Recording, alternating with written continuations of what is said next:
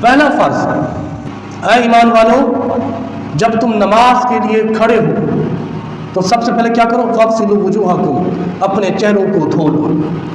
تو پہلا فرض وضو کا چہرے دھونا ہے۔ اب چہرہ کتنا دھونا چاہیے وضو کے لیے؟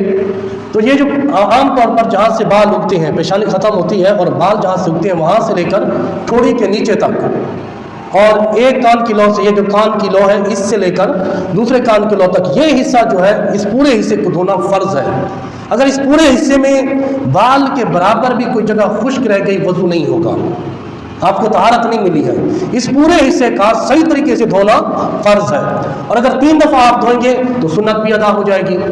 تو پہلا فرض کیا ہے؟ چہرے کو دھونا۔ دوسرا فرض کیا ہے؟ وَأَيْدِيَكُمْ إِلَى الْمَرَافِقِ، کہ اپنے ہاتھوں کو کونیوں سمیت دھونا۔ یہ ہاتھ ہے کونیوں تک، یہ جو کونی ہے اس ہڈی کو بھی دھونا فرض ہے، تو کونیوں سمیت پورے ہاتھ کو دھونا فرض ہے۔ ہمارے کلائی پر بعض بال ہوتے ہیں تو ان تمام بالوں کا دھونا بھی فرض ہے۔ اس طرح انسان ہاتھ ملے، پانی کو اس طرح لگائے کہ ہر بال اس میں گیلا ہو جائے، تری آ جائے اور کوئی جگہ خشک نہ رہے، اس طریقے سے۔ اس لیے 3 مرتبہ دھونے کا کہا تاکہ کوئی بال خشک نہیں رہے گا۔ تو یہ دوسرا فرض ہے کہ کونیوں سمیت ہاتھ دھونا۔ تیسرا فرض کیا ہے؟ سر کا مسح کرنا۔ آپ وضو کرتے ہیں اور پھر سر کا مسح کرتے ہیں۔ سر کا مسح اس کا جو طریقہ ہے کہ آپ جیسے ہی ہاتھ دھو لیتے ہیں کونیوں سمیت، اس کے بعد اگر آپ چاہیں تو نیا پانی لیں، تھوڑا سا نیا پانی ہاتھ میں لیں، اور اگر چاہیں تو وہی جو گیلا ہاتھ آپ کا ہے وہی بھی کافی ہے، اور پھر یہ جو 3 انگلیاں شہادت کی انگلی چھوڑ کر یہ والی 3 انگلیاں آپ یہ سر کے اوپر پھیریں گے۔ چوتھائی سر کا مسح کرنا فرض ہے، اور پورے سر کا مسح کرنا مستحب ہے، سنت ہے۔ تو یہ 3 انگلیاں جو ہے شہادت کی انگلی کو چھوڑ کر، یہ 3 انگلیاں آپ یہ سیدھی لے کر آپ پورے سر پر گھمائیں، شہادت کی انگلی کان میں گھمائیں جیسے اس کے بل بنے ہوئے کان میں گھمائیں، اور یہ جو انگوٹھا ہے یہ پیچھے کان کے یوں لگا دیں۔ یہ کرنے کے بعد یہ تو فرض ادا ہو گیا سنت کے ساتھ ہی۔ اچھا، اس کے ساتھ یہ بھی سوال ہے بعض لوگ، پھر یہ جو پشت ہے یہ گردن پہ آپ یوں مار سکتے ہیں، پیچھے یوں مار سکتے ہیں، یہ کرنے کے بعد چھوڑ دیں۔ بعض لوگ یہ پھر یوں کر رہے ہوتے ہیں، یہ کہیں نہیں ہے، یہ صحیح نہیں ہے عمل۔ اب بس آپ پیچھے مار سکتے ہیں، اس کے بعد چھوڑ دیں، یہ کرنے کی ضرورت نہیں ہے۔ یہ ہے فرض چوتھائی سر کا مسح کرنا، تیسرا۔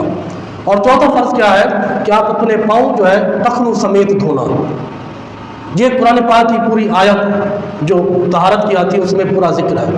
تو پاؤں کو ٹخنوں سمیت دھونا یہ فرض ہے۔ اب پاؤں کو دھوتے ہوئے خیال رہے کہ انگلی کے درمیان کوئی جگہ خشک نہ رہ جائے۔ آپ پاؤں دھو رہے ہیں اور انگلیاں ملی ہوئی ہوتی ہیں، اگر کوئی جگہ بیچ میں خشک رہ گئی تو وضو نہیں ہوگا۔ جب وضو نہیں ہوا ہے تو پھر نماز کیسے ہو سکتی ہے؟ نماز کی چابی طہارت تھی، وہ طہارت تو ہم نے حاصل ہی نہیں کی، اور پھر ہم نماز کے لیے کھڑے ہوتے ہیں تو پھر خیالات بھی آتے ہیں، پھر جو ہے توہمات آتے ہیں، اور طرح طرح کے جو ہے وسوسے آتے ہیں۔ پھر ہم سوچتے ہیں نماز میں لذت نہیں مل رہی، نماز میں لطف نہیں آ رہا، تو اس کی وجہ کیا ہے؟ اس کی سب سے بڑی وجہ ہوتی ہے کہ ہم نے وضو صحیح نہیں کیا ہوتا۔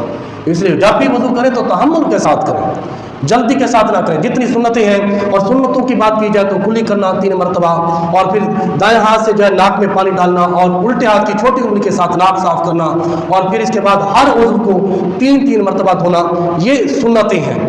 تو اس طریقے سے اگر ہم وضو کریں گے تو پھر جو ہے ہمارا وضو بھی درست ہو جائے گا، اچھا ہو جائے گا، اور پھر نماز اچھی ہوگی۔ اور پھر وضو کرنے کے بعد دعائیں ہیں۔ حدیث میں آتا ہے، حضرت عبداللہ بن عباس رضی اللہ تعالیٰ عنہ سے روایت ہے، آقا صلی اللہ علیہ وسلم نے فرمایا، کوئی شخص وضو کرتا ہے، وضو کرنے کے بعد فوراً ہی اس نے صرف یہ کلمہ پڑھا، اشہد ان لا الہ الا اللہ، اتنا، پورا بھی نہیں، اشہد ان لا الہ الا اللہ، اتنا کلمہ پڑھا۔